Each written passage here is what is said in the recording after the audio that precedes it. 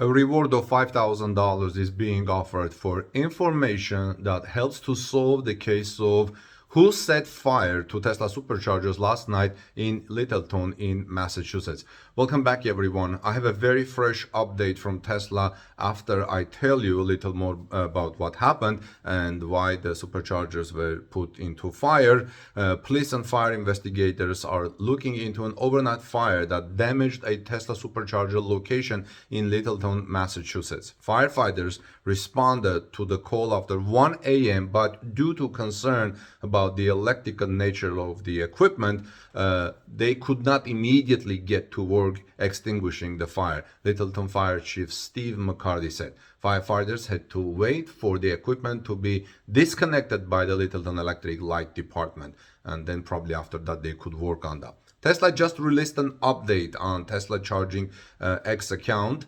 saying no customers, no Tesla chargers or other chargers, were charging when the fire started, and that the posts and the wires will be replaced within 48 hours. That means in 2 days, Tesla's supercharger will be operational again. The chargers are located on Constitution Avenue in Littleton in Massachusetts, in a shopping center that includes a movie theater, restaurants, and a market basket grocery store. So as you can see, pretty public area. If you remember, over the weekend, Tesla CEO Elon Musk was himself a target of widespread protests outside the company's stores over his push to slash government spending on behalf of President Donald Trump that included a Saturday protest in Boston.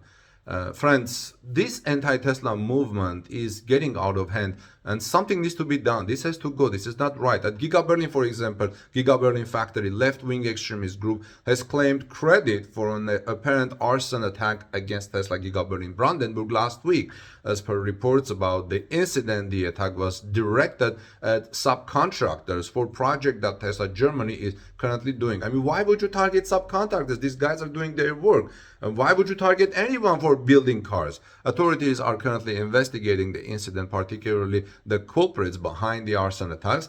In the aftermath of the blazes, security has been heightened around the Giga Berlin-Brandenburg complex. Security has been improved in areas that are currently being developed as well. Giga Berlin is already producing the new Tesla Model Y, but it is still not fully completed. Tesla Germany has plans to expand the facility. Through these plans though these plans have been met with a lot of opposition. For now, several construction projects are still underway in Giga Berlin area. These include a project from Deutsche Bahn, which involves the build out of a large freight station near Giga Berlin-Brandenburg complex. And like I said, friends, stop doing these things. Tesla is making great cars, and when people who are buying them, nobody should be targeted for driving a type of car they choose to drive. No one was targeted for driving German-produced cars that were producing in 1930s and 1940s in Germany, right? And no one should be targeted for doing their work for the government, for the betterment of this country.